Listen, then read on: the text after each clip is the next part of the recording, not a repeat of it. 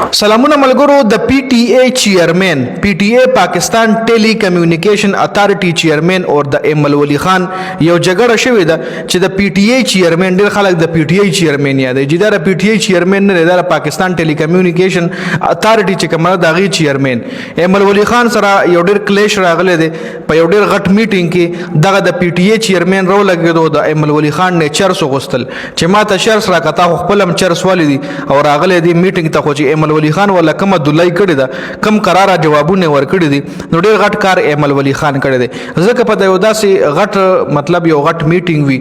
خلک پکې ناست وي او هغې کې بیا داسې قسم خبره کېږي یو داسې کس لکېږي چې هغه یو ډېر غټ سیاسي بیکګراوند لري نو خامخا هغه به تیش کې راځي هغه به ایکشن کې راځي او قراره جواب به هغه ورکوي اوس مې ایمل ولی خان نه چې کله د پی ټی ای چیرمن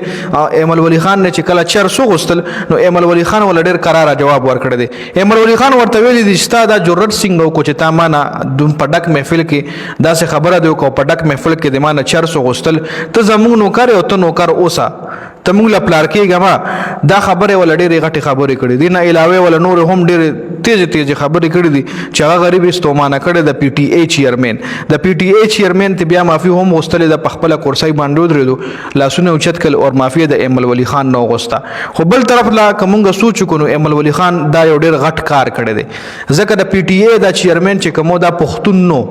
ورده زمونږ یو پښتون نه چې هغه ګوره یو سینیټر دی دا وخت ایمل ولی خان ګوره چې هر څه دی سیاسي پارټي چې هر څنګه ده خو دغه ټایم دی ایز ا سینیټر په دغه ځای کې ناستو ورده نه په داسې په ډک محفل کې داسې قسم پوښتنه کول یا داسې قسم چرس غوښتل او بیا چې ایمل ولی خان خو تاسو له پته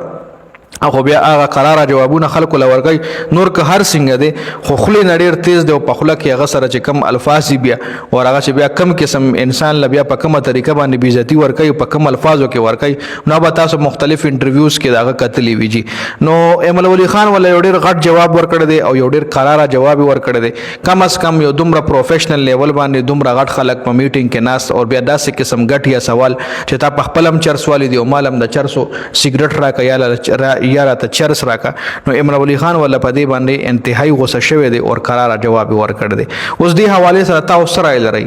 آیا ایمل ولی خان ټیک کړی دی کنه ټیک نه دی کړی کمنټ لازمي کوي بل طرف ته په میډیا باندې مخبل او قتل چې د پی ټی ای چیرمن وي بیزت کو د پی ټی ای چیرمن ته ایمل ولی خان علاج کو سافټویر ول اپډیټ کو دا د پی ټی ای چیرمن نه دی جی پی ټی ای مطلب پاکستان تحریک انصاف د عمران خان پارټي دا او پی ټی ای چې کوم دی پاکستان ټیلی کمیونیکیشن اتھارټي چې کوم ده لکه څومره زموږ نیټورکس دي زونګ ټیلینار یوفون پی ټی سی ایل دا ټول چې کوم دي دا د پی ټی ای لاندې کار کوي پی ټی ای یو غټه اداره ده د دې د دې ټول زونګ نیټورک شو ټرینار شو جیس شو د دې ټولو هیډ چې کوم دی هغه پی ټی ای ده جی